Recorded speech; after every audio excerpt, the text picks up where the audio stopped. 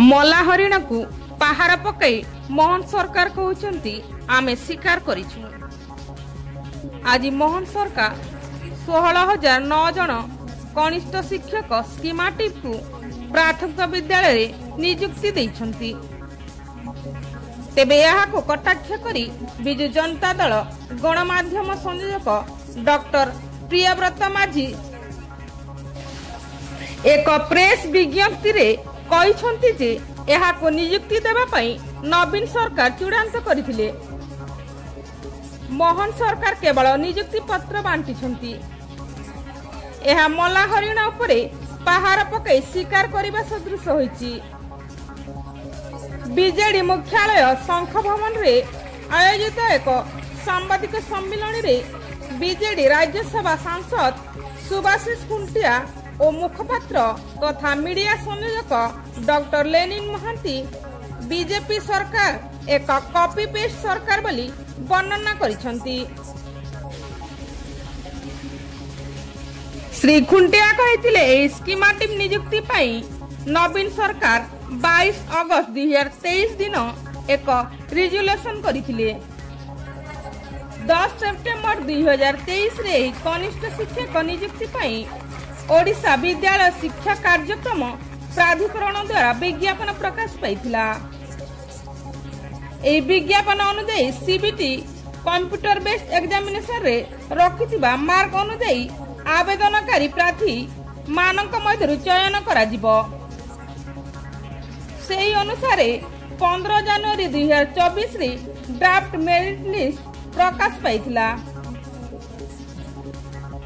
58 जन आवेदनकारी सरकार 22 अगस्त होइतिबा रिजोल्यूशन उपरे प्रश्न उठाई उच्च न्यायालय द्वारस्थ होइतिले।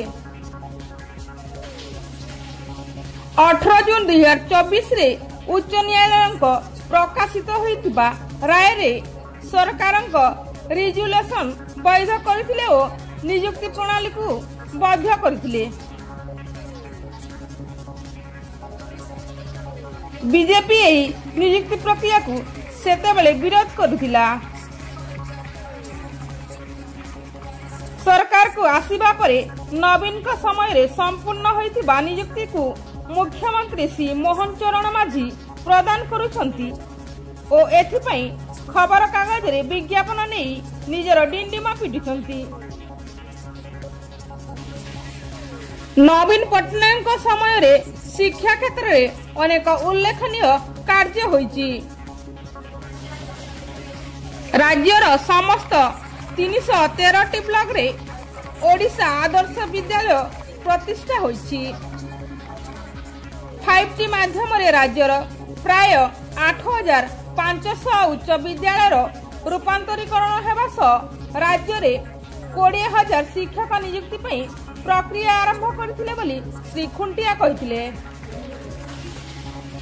बीजेडी मुखपात्र डॉक्टर लेनिन महांती कहिथिले श्रमिक मानक पारिश्रमिक वृद्धि कथा हेउ बा ओडिशा को शिल्पानुष्ठान मानक द्वारा पूंजी निवेश कथा हेउ बा शिक्षक नियुक्ति कथा हेउ नवीन सरकार को छाप सबुठारे रहिछि। नवीनक उल्लेखनीय अवदान पई ओडिशा आज अनेक क्षेत्र रे सफलता पाइछि। नवीनक समय रे कनिष्ठ शिक्षक नियुक्ति प्रक्रिया संपूर्ण होइथिला। केवल किछि आवेदनकारी उच्च न्यायालय द्वारस्थ हेबा जोगु नियुक्ति पत्र दिया जाई पारि नथिला। माननीय उच्च न्यायालय नवीन सरकार को द्वारा स्थिर करा जाइथिबा नियुक्ति प्रणाली को स्वीकृति देबा परे बीजेपी सरकार नियुक्ति प्रदान करुछंती। बीजेपी सरकार एथिपई उद्यम सुन होइथिले हे खबर कागज रे बड़ा बड़ा विज्ञापन देई और केंद्र मंत्री को डाकी निजर बहादुरी देखैबा को प्रयास करुछंती बोली डॉक्टर महांती कहिथिले। बीजेपी सब बेले 24 वर्षर शासन विरोध रे मंतव्य दे आसुथिबा बेले वास्तव रे नवीनक सब कामर केवल रंग और नाम परिवर्तन करी निजर कार्यक्रम बोली कहउछंती।